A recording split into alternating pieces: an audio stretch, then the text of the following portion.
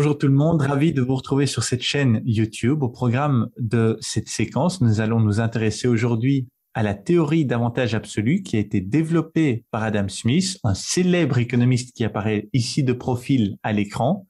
Cette théorie est également remarquablement bien expliquée dans un ouvrage de référence qui s'appelle Principes de l'économie, rédigé par Gregory Mankiw, un économiste et professeur à l'université d'Harvard, et publié aux éditions de Book en version française.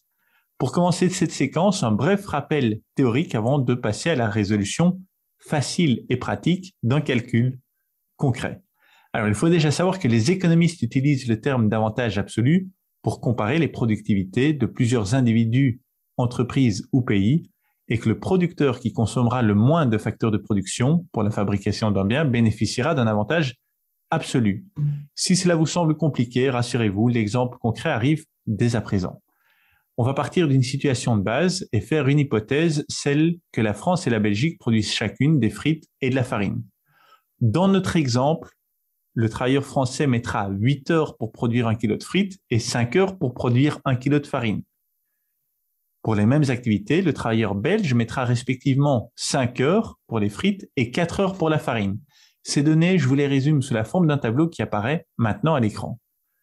Ce qu'il sera intéressant de déterminer, c'est donc l'avantage absolu. Et pour ce faire, il s'agira de déterminer qui produira les frites ou la farine à moindre coût, autrement dit, qui en produit le plus si chacun des travailleurs travaille une durée de temps égale. Cette notion de travail, de durée de travail égale doit se retrouver dans le tableau et donc je vous ai rajouté une colonne.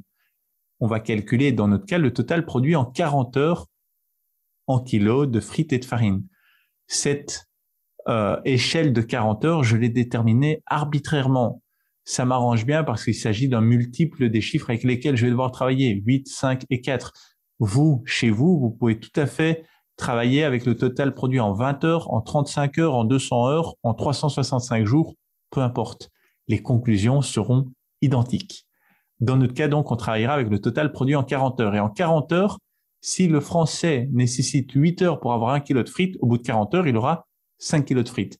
Si le français nécessite 5 heures pour avoir 1 kg de farine, au bout de 40 heures, il aura 8 kg de farine. Le belge, pour ces mêmes activités, au bout de 40 heures, aura 8 kg de frites, 10 kg de farine. La question qui se pose maintenant est donc de savoir qui bénéficie de l'avantage absolu pour la production de frites.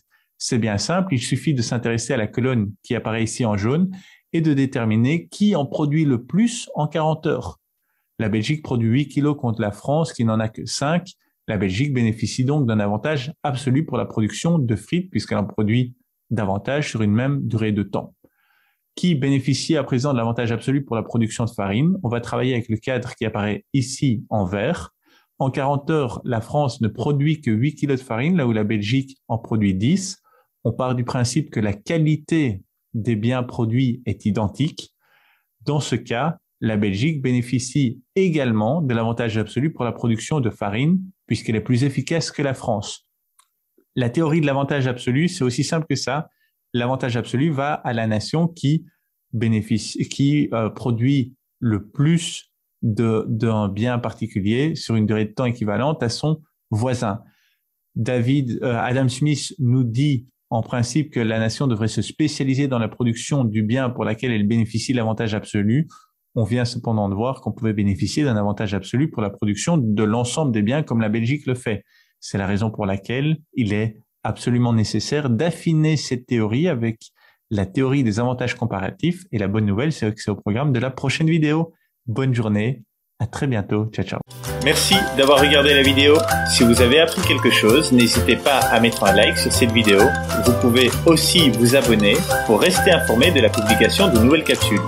N'hésitez pas non plus à me contacter si vous avez des questions ou des idées pour de nouvelles séquences. Allez, merci et à bientôt.